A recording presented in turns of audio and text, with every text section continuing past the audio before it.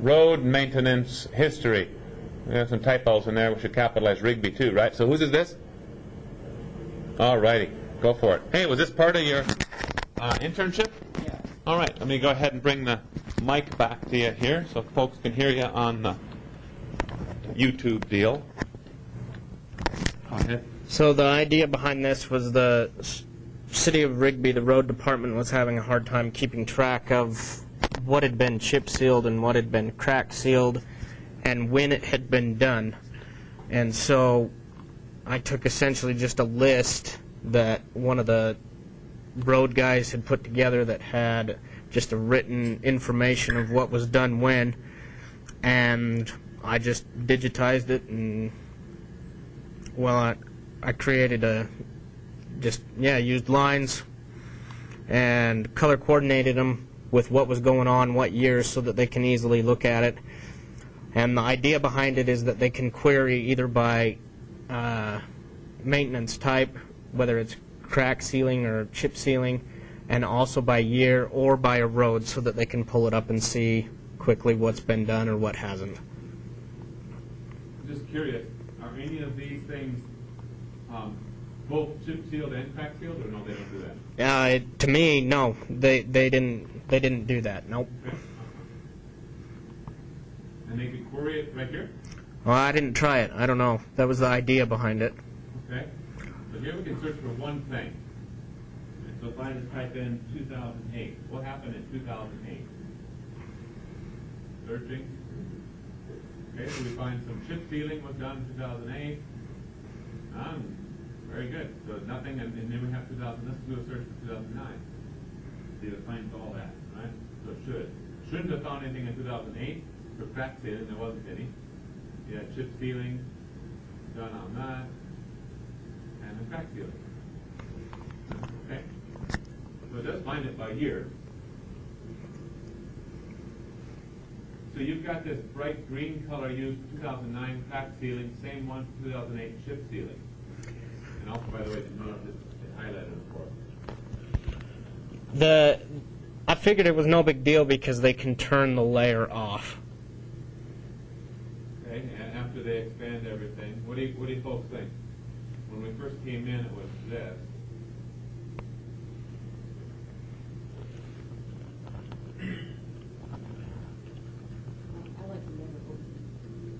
No, but I know that. But what I'm saying is, when this thing first launches, this is what you see. So right here, you see all this sort of stuff. Bright green here, bright green here, bright green here. There's no differentiation in it. If you open it up, let's say I open up chip sealing. Oh, that must all be chip sealed in 2008. Okay. And I know the answer until, oh, hold on, it could have been crack sealed 2009. Which is which? Let's see. Right? Oh, there's a chip seal there. That's a chip seal, and so on and so forth, right? I wonder if you could choose. That's the only one that conflicts. 2010 is a little bit closer to this, but it's not the same. Yeah. This one here, I wouldn't doubt if you could find some other color. I can change that. People just know it right off Yeah. the bat. What's chip sealing? It's where they put the rocks down along with the tar, Okay. and then it chips your window all the time. Yeah. That's why they call it chip sealing. Oh boy! But that's supposed to really make a huge difference, because otherwise the alternative is they got to repay it. Yeah. So it's way cheaper, right? So so your overview is working just fine. And you actually consumed this inside of it. It's working just fine for you. And it's simple. It's simple vector stuff that's coming nice and fast. And I didn't want to put aerial imagery in there just because I wanted to keep it just as easy to decipher and easy to read as could be. And I think in your case, I agree that you don't want that in there, because what you'd start seeing at this zoom level is you'd see that your roads are not going to line up perfectly with the aerial, and people are like, "Wow, what's wrong with this?" And then you start losing credibility. Yeah. Right? Oh, if that's not, if the location of these isn't right, is any of the data right? So no, this is nice, and it responds nice and quick, because it's just simple vectors, zipping all the information up, and it looks good.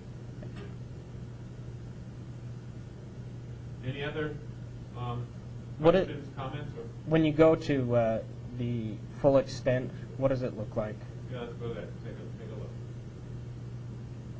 Not too bad. It's the whole thing all the way out here.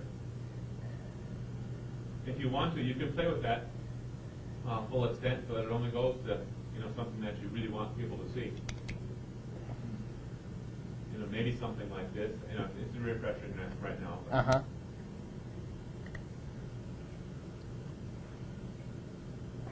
We're going to see some performance issues, of course, because I haven't taught you anything on caching yet. That's one of the things we're going to have in the customization exercises is caching, and you'll see in almost all cases, you'll see a lot of performance gains when you build your caches. Okay. Any other questions or comments? No? All right. Well, thank you. Good job. Thanks. These are all good jobs. ISU Campus Computers. Whose is this? That's yours? Okay. Go ahead.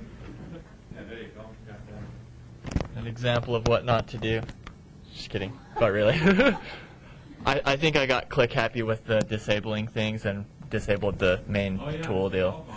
Okay. So, but in essence what it's supposed to do is give a general layout of where computer labs are, as well as the standalone kiosks.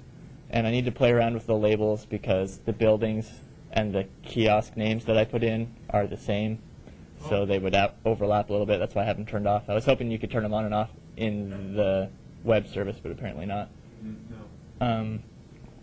So I just took that MAPE imagery and then I created some shape files to draw in and highlight the buildings that had computer labs. And then if you have the info tool, it should show you the name of the building, what room number the computer lab is in, and if it's for a kiosk, it should have like a one-line short description of where to go to find it. Okay. Let's see what else. So I do have that roads there, and really I was going to use what you talked about on the first one with making the symbology invisible, because really all I wanted was the names of the roads, Right. and that would just be a label that I could just have open and Yep. turn the roads off. Mm-hmm. There is an issue where the Rendezvous computer lab, or the Rendezvous building, has 3 computer labs in it, Uh-huh. and all the rest only have 1, so I don't have it set up like in the tables to have some way of having multiple labs in there. So I would need to fix that too. Okay.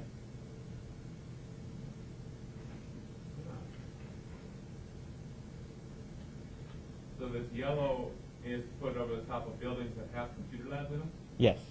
Okay, I see. And these are just kiosks, these little dots. Yes. See? Right. That's useful. And they're not accurate because I just drew them in there. I don't have a GPS. That's all. I mean, it serves to, show the functionality, and a lot of times this is what we do, and then we make it right later on. So yeah. Do all the buildings that are highlighted have a red dot on them? No, not all of them. We took a lot of kiosks out. We used to have tons all over campus, and they took a lot of them out, mainly because they weren't being used at all. So, I don't know. The roads layer kind of seems really inaccurate, like it just cuts right through buildings and stuff. Maybe just getting rid of that, or having like one of the big maps or something that might have it included would be better. Or Yeah, I think that just want the names, really. you probably can't hear Cameron all the time, but he's talking. What he wants to do is use the road layer, turn off the actual line work, and just use the roads for the names of the street. But you might be able to get that also with some of the base layers. So you can play around with that. See whatever one, which one works better for you.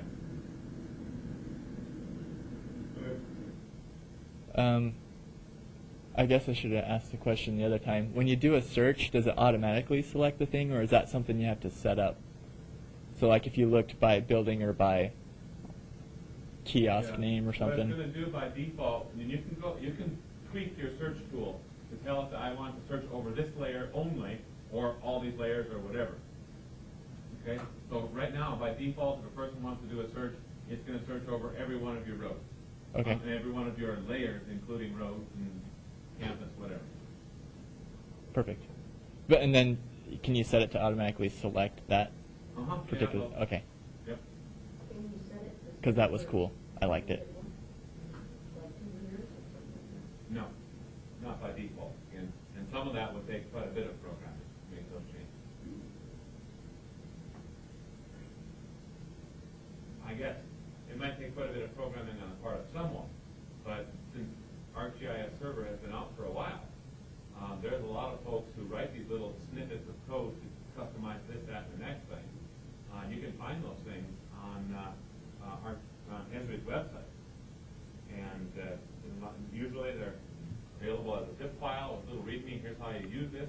You know, put this file into this folder, do this, do that into your ArcMap document, or it could be into your web application, you know. And then there's your solution.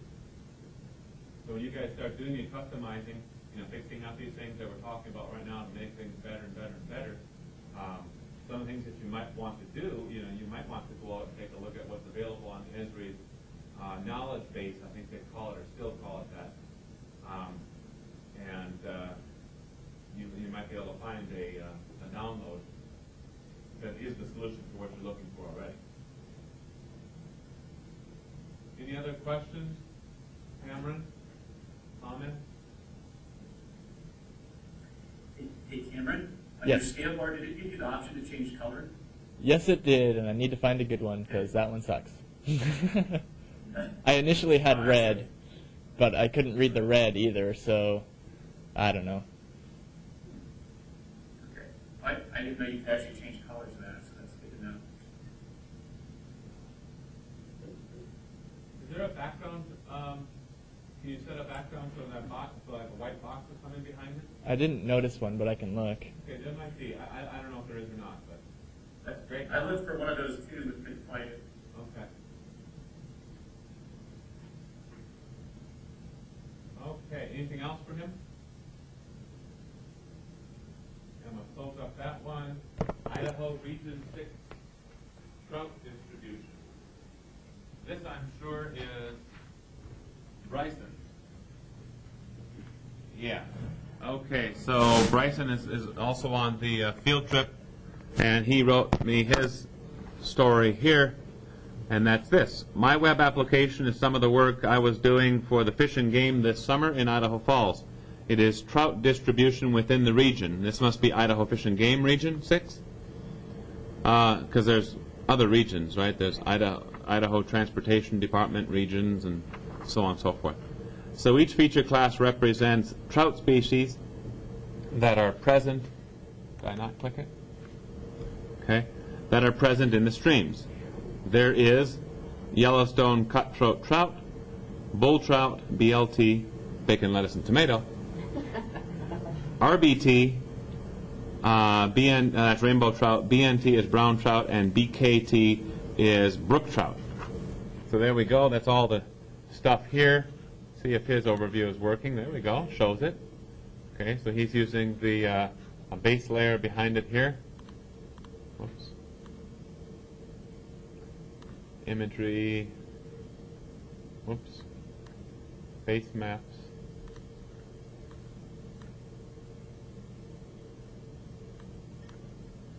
Yeah, DRG. All right. Is there a way to get it to tell you where that's coming from, where it's being served from? In ArcMap, yes, but in here, no. No. Again, everyone think about making every one of your table of contents entries as descriptive as possible. Because if a person comes into this and they don't know anything about what these codes mean, they're going to be kind of lost, right? So let's see if we expand this.